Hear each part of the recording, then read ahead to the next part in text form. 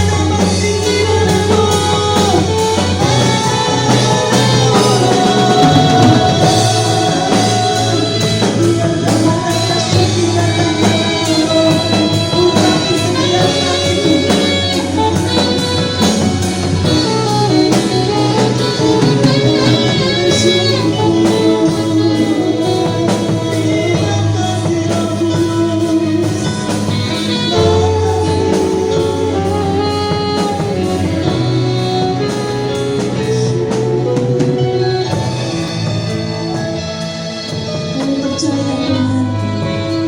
Ketika Engkau ditinggikan, ketika Engkau dimuliakan Tuhan, semua seluruh bumi ini tunduk kepada nama satu nama, yaitu Yesus Kristus.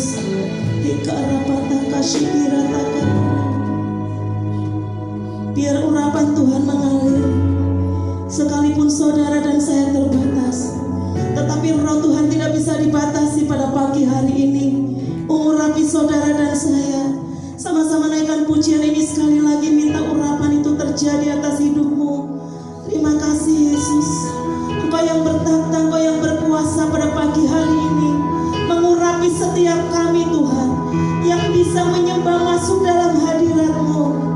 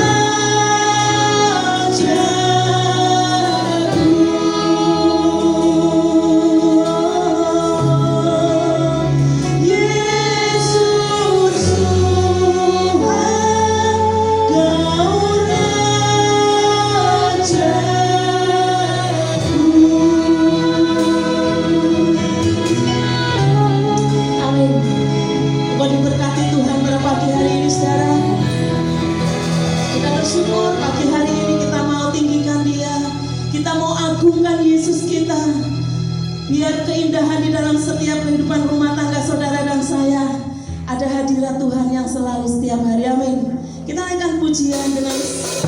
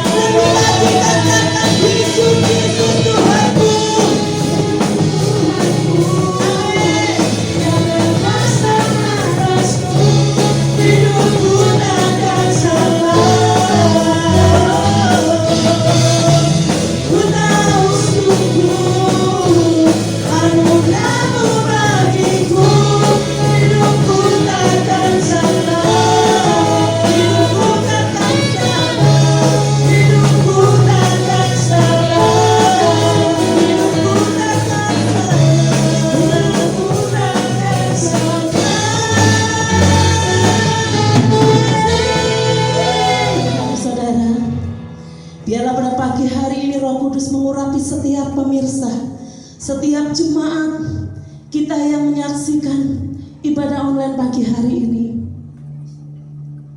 Biar semua puji-pujian menyenangkan dan menyukakan hati Tuhan. Apa yang Kau sudah berikan pada pagi hari ini. Karena Dia senang disanjung, Dia suka disembah. Hikarapataka shikiranamu. Persiapkan hatimu saudara, akan ditaburi benih-benih ilahi firman Tuhan.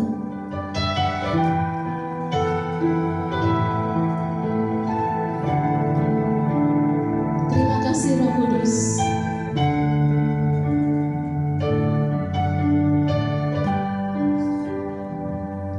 Syukur. Dalam keadaan seperti ini saudara, adakah satu kerinduan Engkau berada di dekat hatinya Tuhan? Pujian ini mengingatkan setiap kita, kejar hadirat Tuhan, kejar hadiratnya di sepanjang hidupmu. Sekalipun teman-teman saudara, mungkin sanak saudara meninggalkan engkau, Dia tetap ada bersama engkau selalu. Pujian ini memberkati saudara dan saya. Tuhan, Engkaulah pujaan kami, Engkaulah yang memberkati hidup kami Tuhan. Ikarapataka shikiranamu. Haleluya.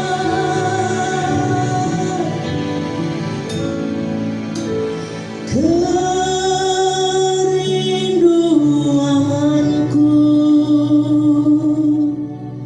berada dekat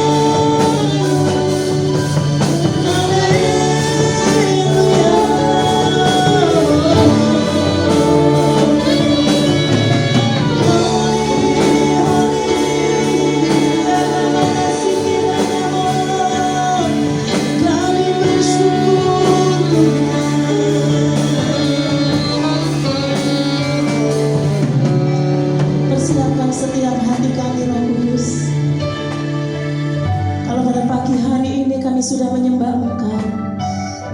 Saatnya Tuhan kami mau diberkati kebenaran firman. Layakan setiap kami Bapa.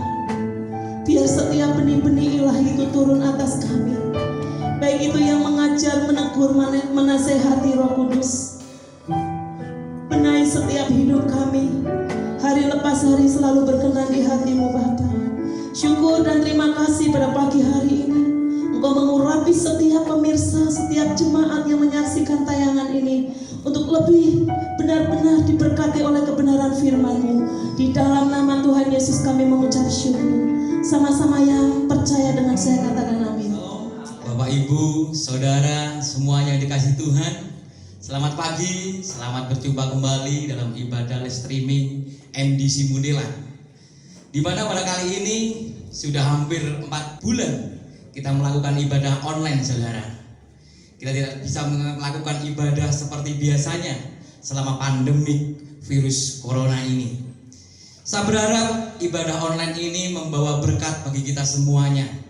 Karena waktu kita melakukannya dengan sungguh-sungguh, dengan sepenuh hati, maka kita akan boleh merasakan hadirat Tuhan yang luar biasa. Karena Allah kita adalah Allah yang maha hadir. Dia Allah yang tidak terbatas oleh ruang dan waktu maupun liturgi apapun, saudara. Dan Dia adalah Allah yang menghargai setiap sikap hati setiap manusia, di mana manusia itu mau ingin berjumpa dengan Tuhan.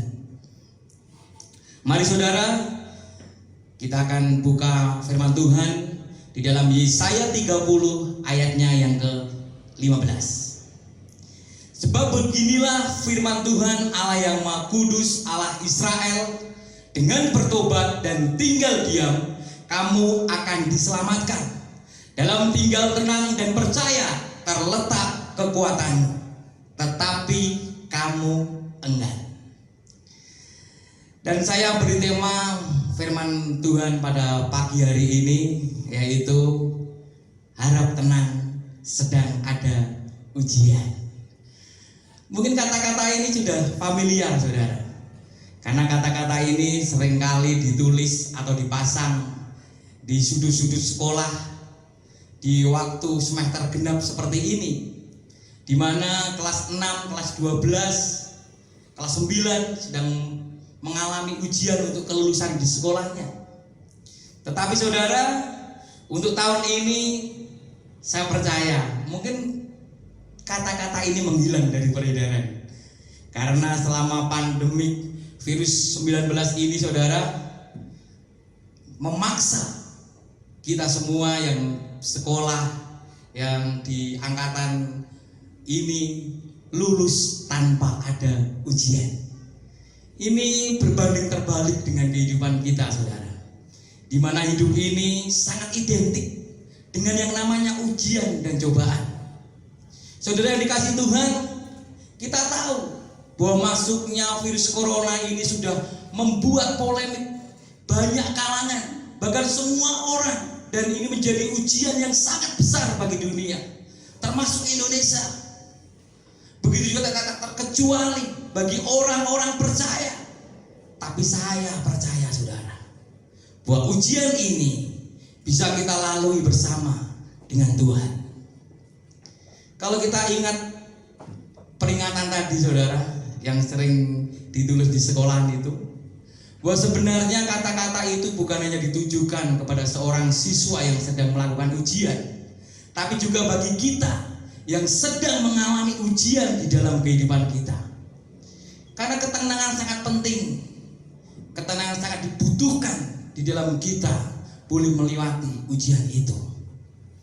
Bagi seorang atlet, contohnya saudara, atlet yang sudah berlatih mungkin sudah lama, mungkin sangat tekun berhari-hari, berbulan-bulan, bertahun-tahun, saat dia menghadapi namanya pertandingan, dan di saat dia kehilangan yang namanya ketenangan, maka akan hilang semua kemampuannya, saudara. Makanya bila dibilang bahwa atlet ini kalah sebelum bertanding, yang menjadi pertanyaannya bagi saya saat ini adalah apa yang bisa membuat ketenangan itu hilang dari hati kita atau dalam kehidupan kita.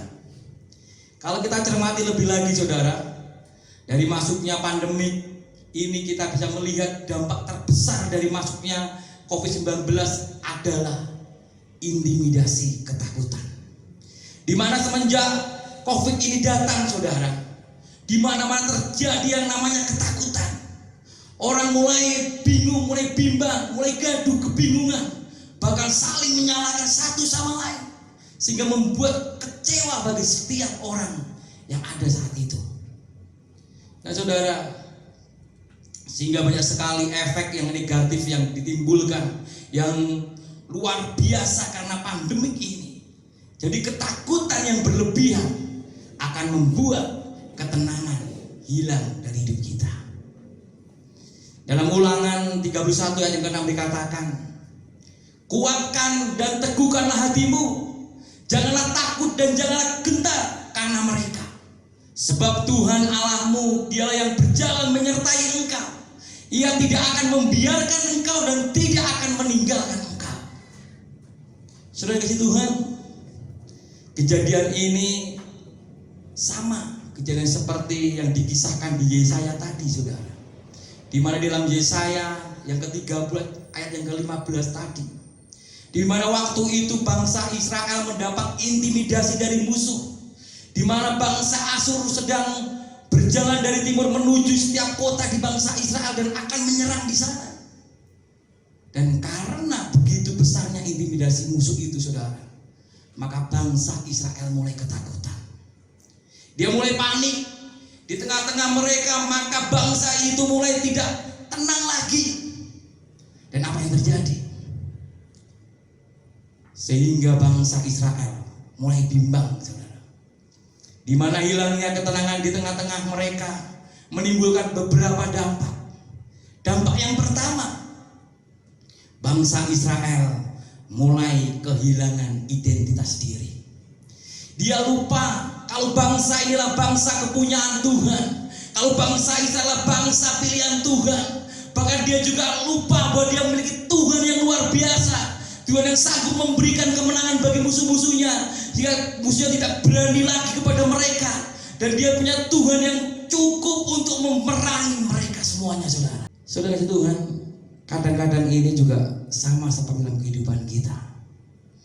Sebagai orang percaya, karena begitu kadang-kadang sudah kita tidak tenang hatinya, menimbulkan kepanikan, sehingga kita seakan-akan lupa bahwa kita adalah orang-orang yang memiliki Tuhan yang luar biasa. Bahwa Tuhan telah menaruh rohnya yang luar biasa itu dalam diri kita. Bahkan dikatakan roh itu lebih besar dari segala roh yang dalam dunia ini. Tapi juga saudara, kita lihat contoh yang sangat sederhana.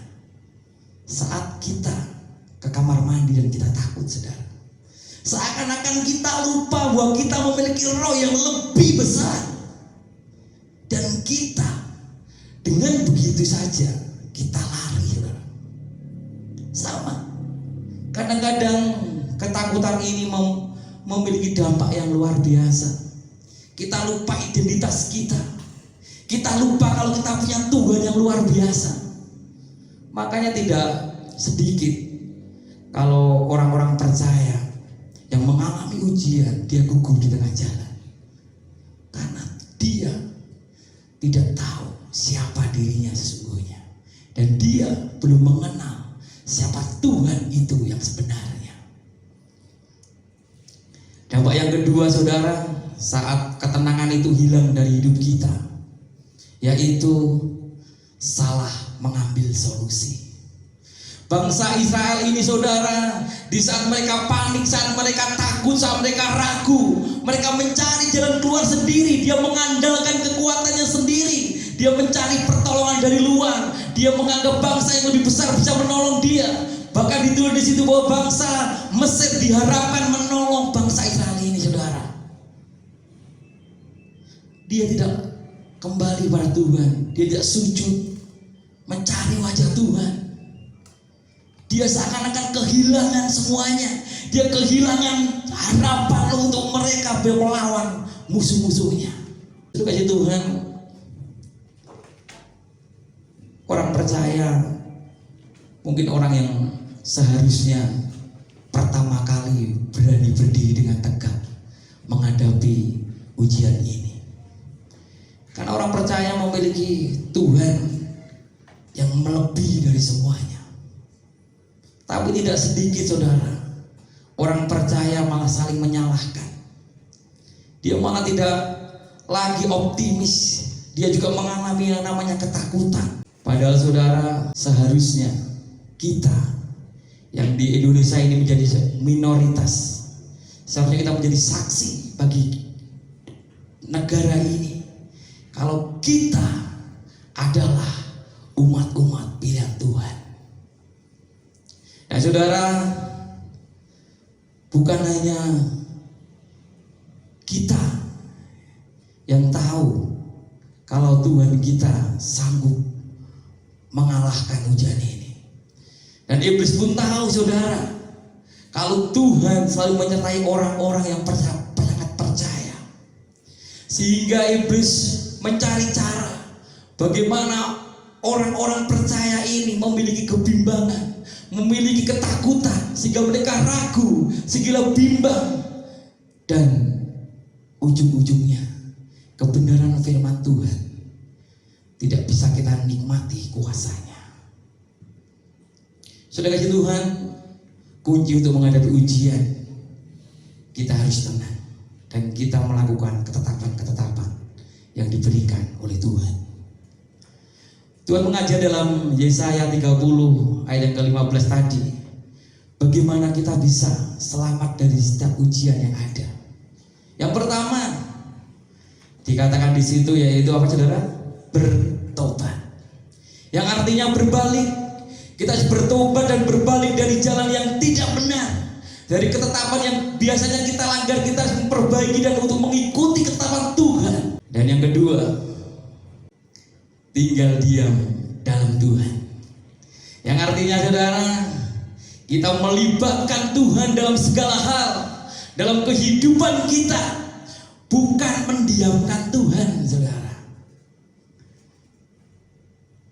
Seperti biasa, kalau bahasa Spanyolnya joraan, kalau sedang ada masalah malah kita tidak cari Tuhan, tapi kita mah joraan sama Tuhan. Boro-boro Tuhan dijawil-jawil saudara, malah ditinggalkan. Ini sama seperti kejadian waktu murid-murid Tuhan Yesus mengalami badai. Padahal di kapal itu saudara mulai terombang-ambing, hampir tenggelam. Padahal di kapal itu ada Tuhan Yesus, tapi dia lupa bahwa ada Tuhan yang sanggup menolong. Sampai mereka menyadari bahwa hanya Tuhan yang sanggup meredakan badai itu. Dan saudara, biarlah ujian itu terus berlangsung, biarlah badai itu terus berlalu, tapi biarlah tetap tinggal tenang bersama dengan Tuhan, karena itu kekuatan kita. Karena itu saudara, dalam Mazmur 62 ayat yang kedua dan ketiga dikatakan bahwa hanya dekat Allah saja aku tenang, daripadanya lah keselamatanku. Hanya dialah gunung batuku dan keselamatanku, kota bentengku, aku tidak akan goyah.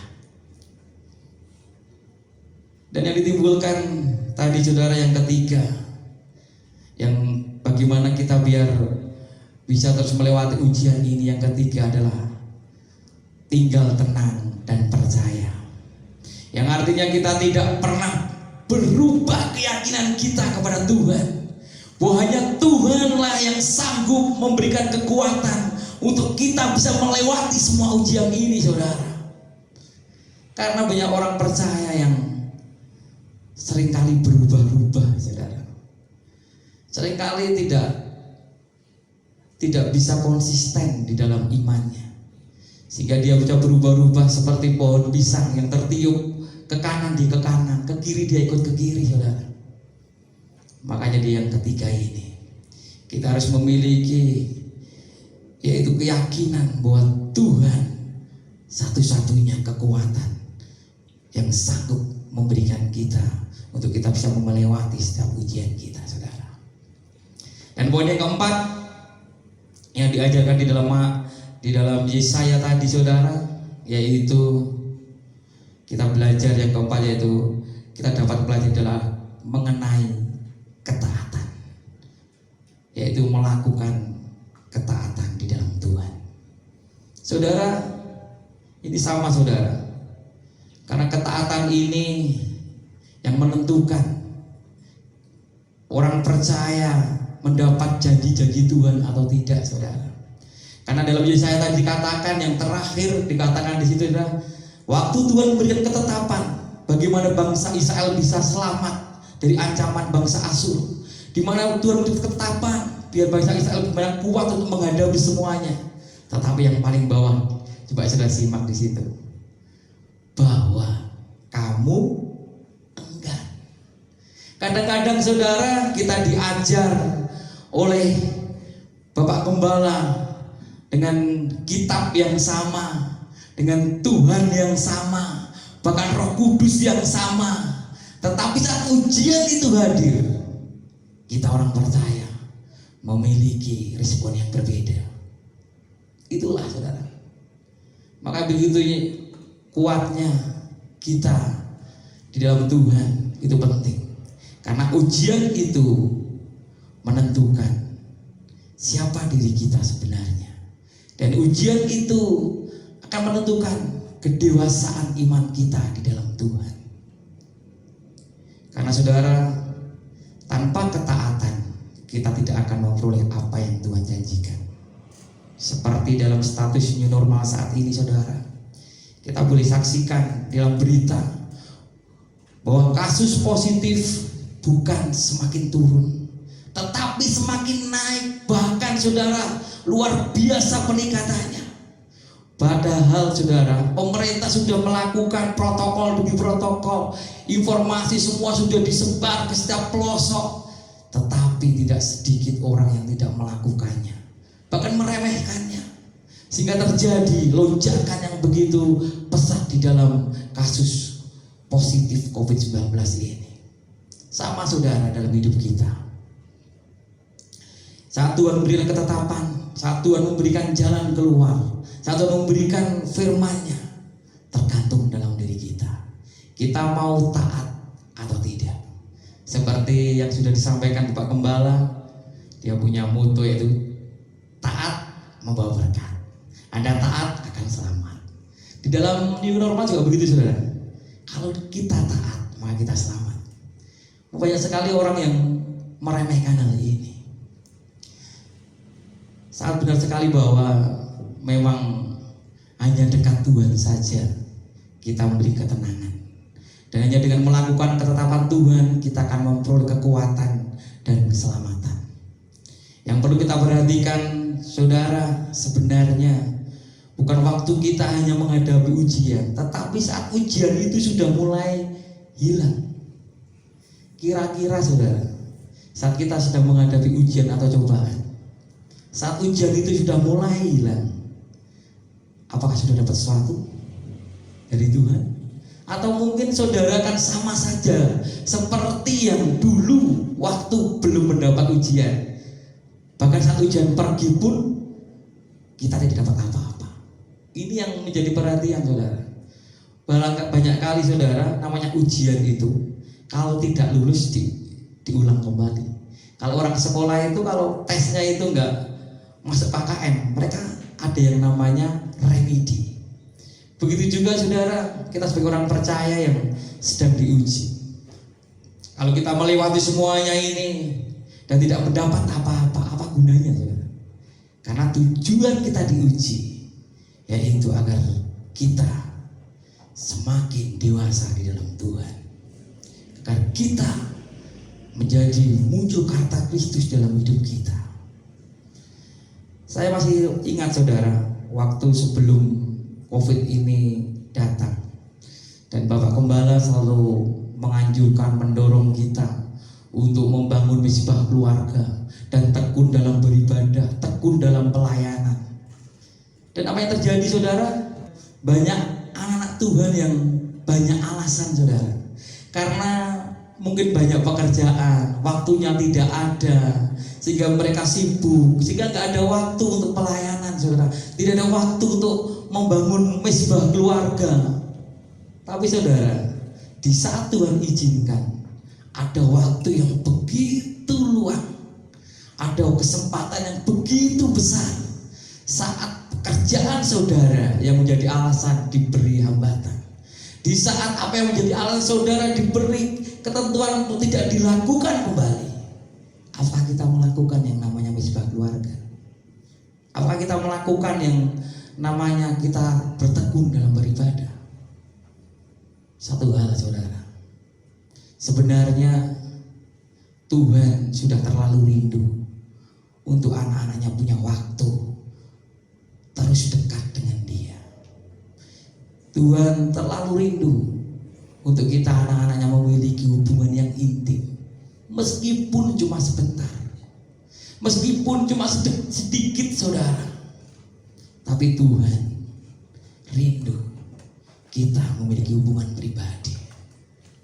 Karena sudah terlalu lama, sudah terlalu banyak saudara kita buang waktu, sudah terlalu cukup lama saudara kita tidak menghiraukan lagi ketetapan Tuhan.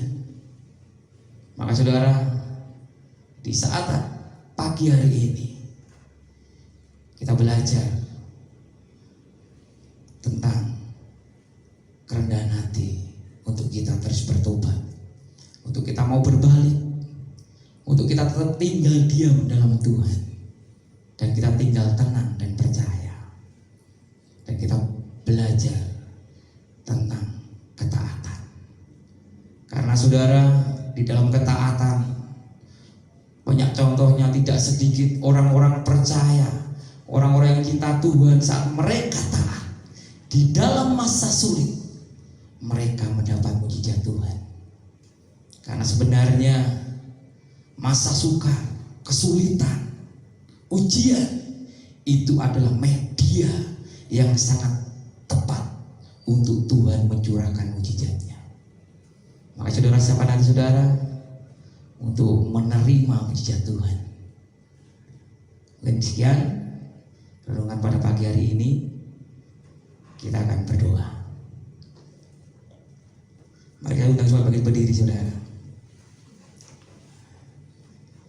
Kami bersyukur Tuhan buat pagi hari ini Tuhan, karena ini bukti akan kasih-Mu, sehingga kami boleh beribadah pada pagi hari ini bersama-sama lewat ibadah online, lewat ibadah live streaming Tuhan. Ajar kami terus Tuhan, berikan kami roh hikmat, pengertian, pewahyuan, sehingga kami boleh mengenal-Mu dengan benar, sehingga kami boleh memberikan ketenangan di dalam menghadapi setiap ujian dalam hidup ini Tuhan. Tuhan Yesus, biar Kau ajar kami terus, Kau jaga setiap langkah kami, biar langkah kami tidak menyimpang ke kanan maupun ke kiri, tapi biarlah kami terus berjalan di dalam kebenaran-Mu. Mari saudara, kita angkat tangan kita. Diberkatilah engkau di dalam nama Tuhan Yesus Kristus. Berkat yang turun atas Abraham, Ishak dan Yakub akan tercurah kepadamu. Maka berlimpah-limpahlah sukacita, damai sejahtera dan kekuatan daripada Allah. Dan engkau akan diberkati dimanapun engkau berada. Segala bentuk keberuntungan akan mengikutimu, segala bentuk kebajikan akan bersama-sama denganmu, dan segala bentuk kebenaran firman Tuhan akan menuntun langkahmu. Maka hidupmu akan seperti anak panah di tangan pahlawan. Kau akan seperti pohon yang ditanam tepi aliran sungai, yang menghasilkan buah pada musimnya, yang tidak layu daunnya. Dan engkau, apapun yang engkau perbuat, Tuhan akan membuatnya berhasil. Di dalam nama Tuhan Yesus Kristus, semua yang percaya katakan